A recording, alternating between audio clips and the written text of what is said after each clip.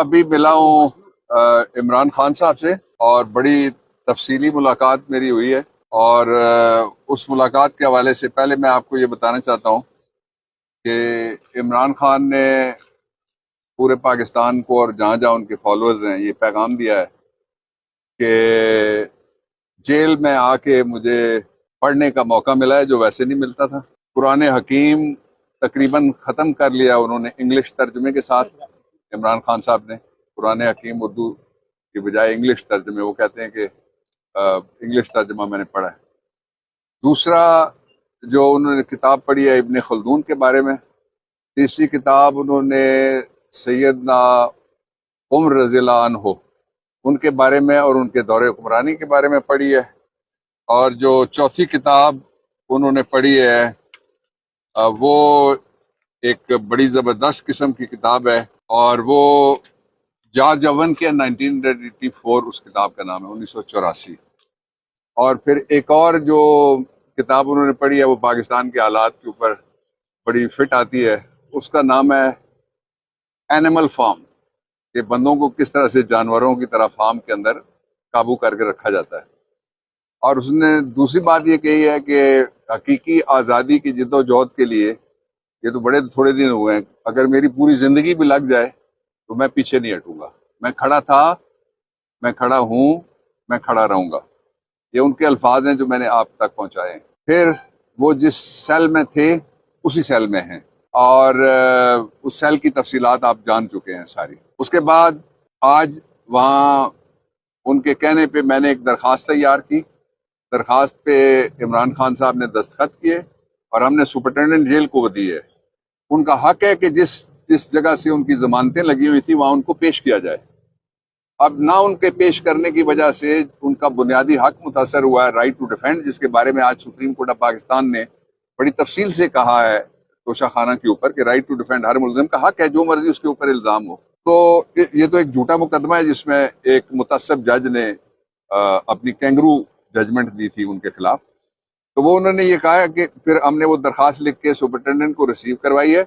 उस दरख्वास्त में हमने ये कहा है कि जहाँ जहाँ इमरान खान की तारीखें हैं या जमानतें हैं वहाँ उनको पेश होने के लिए प्रोडक्शन ऑर्डर जारी किया जाए।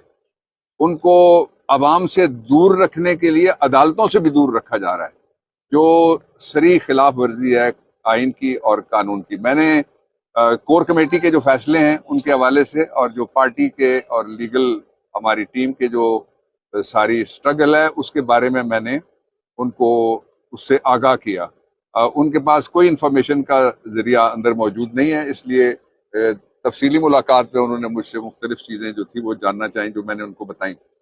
और उसके साथ ही उन्होंने जो पाकिस्तान के लोग हैं जिस तरह से उन्होंने यौम आज़ादी पे और ख़ास तौर पे पाकिस्तान तहरीक इंसाफ के कारकुन यौम आज़ादी पे जिस तरह से वो बड़ी तादाद में बाहर निकले, उस पे भी उन्होंने सब के लिए शाबाश कहा है। और फिर उन्होंने ये कहा कि पाकिस्तान को मैं सही मानों में, ये जिस तरह 15 महीने के मजाक आपने देख लिया, उस मजाक के नताइज आप सारे भुगत रहे हैं, मैं भी भुगत रहा हूँ।